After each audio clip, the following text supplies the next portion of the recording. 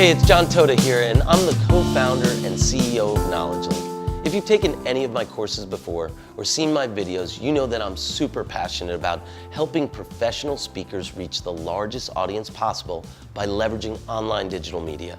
If you have a great expertise and the ability to share it from the stage, then the idea of scaling your business around an always-on, 24/7 knowledge offering that just sells for you all the time is not just a dream, it's a must-have.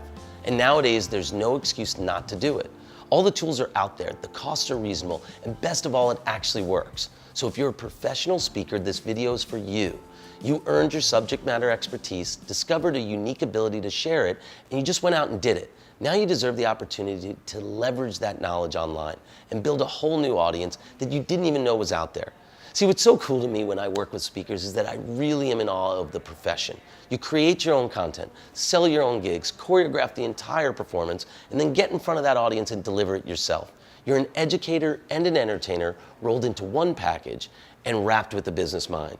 And if you weren't, you'd be doing this as a corporate trainer rather than an entrepreneur scaling your own business. So I want to help you create an online offering that elevates your brand and extends your reach beyond anything you've imagined before.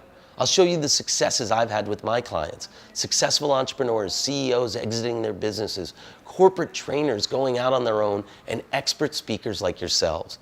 I've learned so much from helping these colleagues of mine, and nothing is better to me than doing it over and over again.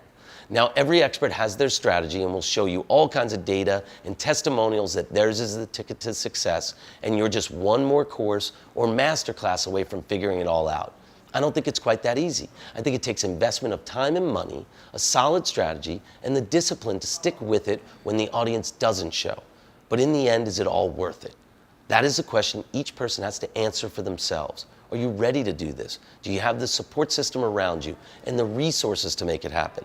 This isn't about whether you want to build an online offering to complement your live work. Of course we all do, particularly if it's one that's going to generate income and create a legacy for you. But it has to be the right time for you and the right time for your market. And that's exactly where I'd like to start with each of my clients, your market. So when defining your market, we start with who is it? What do they want beyond your live offering?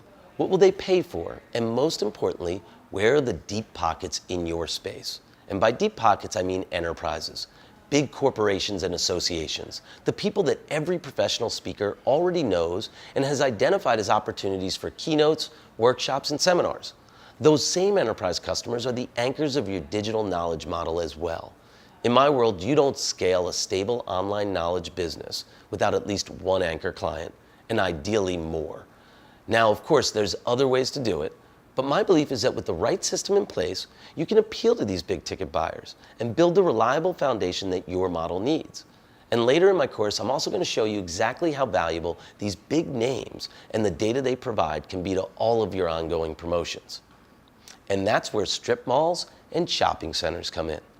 The way I see it, you want your online business to look more like a shopping center than a strip mall if you want to appeal to enterprise buyers, or what the retail world calls big box stores. Very simply, a strip mall, as you can see here, is an open-air shopping mall in a convenient location where the stores are arranged in a row with the sidewalk in front and some parking. On the other hand, a shopping center, or what a lot of us just refer to as the mall, is an experience. It's entertainment along with the shopping, and the mall itself is bigger than any one store, even their anchors. The large complex interconnects the retail stores with walkways for easy access, with more elaborate entryways to the big box stores. They provide sophisticated architecture and first-class maintenance to cater to the best retailers out there. The better the services, the more businesses will want to locate there.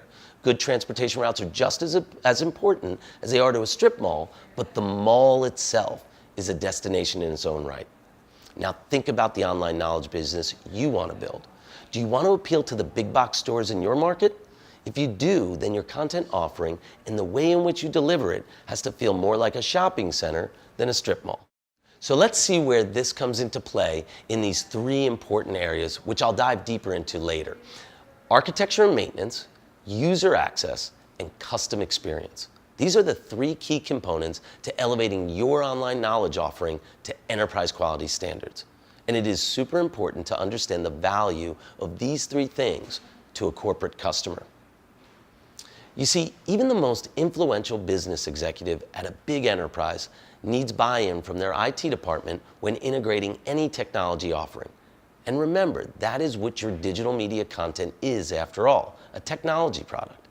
And that buy-in only comes with solid product architecture and a reliable maintenance team to back it up in a way that they can be comfortable with. Now don't panic, because nobody expects you to know how to do this stuff. You just need to know what the options are and how to set expectations with your prospects up front.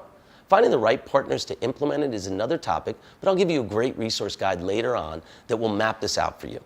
Next is user access, and this means the way these end consumers of your content will actually view your media. Is it through deep links within their own learning management systems, emails distributed through your platform, or will they simply enter through your own front door? And if so, are you really expecting each of their thousands of employees to manually enter username and password into your website? Not a chance. You need to know the basics of single sign-on and other integration standards to differentiate yourself from every other thought leader who walks through an enterprise buyer's door. And you need a team who can make it happen and be flexible enough to accommodate the user access style they require. Because again, you don't call the shots here, the enterprise does. But you will sell more if you are the easiest expert to integrate. And finally, custom experience is all about branding your content and site to look and feel like it's their site. Because in a perfect world, your enterprise customer can reskin your knowledge and expertise to look like it's their own. After all, that's the value proposition you represent to them. Your content and the access to it has to feel like it's a seamless extension of their overall offering. You do these three things well and understand how to speak about their respective value, and you'll have enterprise buyers taking your online offering more seriously. In later sessions, I'll dive deeper into each of these three important aspects of your online knowledge product: architecture and maintenance, user access, and custom experience. In the meantime, take a look at your local strip malls and shopping centers and see how they execute on these principles to attract retail businesses to their site. And download the workbook below, which breaks down these critical product features with super helpful checklists that you'll need when assessing your own product or creating a new one with enterprise buyers in mind. Remember to leave any comments below, and I will always reply. And stay tuned for the next video in this series where I'll share with you some of the ways that these enterprise big box buyers are so very different from your typical small business owner prospects. Tap into that differentiation to separate your offering. So that's all for today. Thanks for watching, and see you in the next one.